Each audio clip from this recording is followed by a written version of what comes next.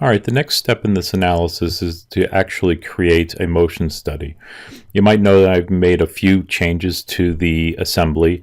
For the cam, I've added in some features that locate the particular angles of rotation.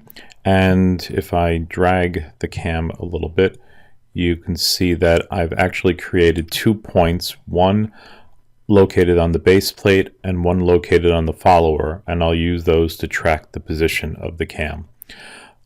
So what we're going to do is go ahead, Emily, let me rotate that back to its 0 position. I'm going to go ahead and click on motion study. The motion study that we want to do is a motion analysis. And the only thing we really need to do to create the motion is to add in a motor to the cam itself. So I'm going to select on motor, rotate my assembly a little bit. I'm going to select on the inner cylinder of the cam. I do want that direction of rotation clockwise, and I'm going to make it at 12 revolutions per minute so that I can do a complete revolution in 5 seconds. So I'll say OK there.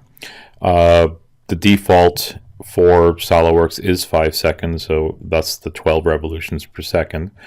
Now what I'm going to do is I am going to switch the view orientation to front. Let me zoom in just a little bit. And I'm going to go ahead, before I even run the calculation, I'm going to go to the motion study properties. I'm going to set the frames per second up to, well, it's a quick animation, so I'm going to set them to 100. I'm going to use precise contact and set the accuracy up at 2 levels. Now this is somewhat arbitrary, but you can play with it as time goes on to what gives you your better results.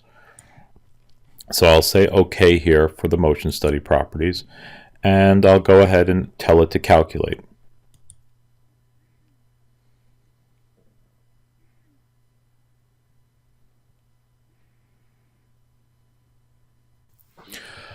All right, so what I want to do now, I'll pause my rotation at this point, and I'm going to go to my results and plots, and brings up the resultant plot window. So I want to select the category. So I'm going to want a displacement, a velocity, and an acceleration. Plots for each one of those. The subcategory right now, I'll choose linear displacement. We notice that we're moving in the y direction, so I'll select the y component. And I'm going to select 0.1 and zoom in here, make sure I grab it, 0.3. Create a new plot, plotting as a function of time, and we'll click OK.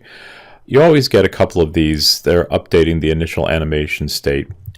I usually accept yes. Now you might notice that 2 things have happened here. We're in millimeters because when I created the assembly, I didn't double check that I was in inch pound second. That gets us into inches, and you might say, well, your follower is moving upward from the 0 point here, so why am I going negative? Well, actually it depends on what points you choose first, depending on what direction you get. So if I go back here into my results, right click on the linear displacement plot, edit the feature, and I go here and I should, so it's 0.1 and 0.3. Let me clear those selections, and I'm going to select 0.3. So it's 0.3 relative to 0.1. And I'll say OK, and watch the plot. The plot's now going to flip, giving me what I was expecting, positive displacement, and then the displacement coming back to 0. All right, so there's my positive displacement. Shrink this down a little bit. I'm going to go ahead and create another plot, this one being displacement, velocity, and acceleration, linear velocity, the y component, and again I'll choose 0.3 relative to 0.1 and create a new plot.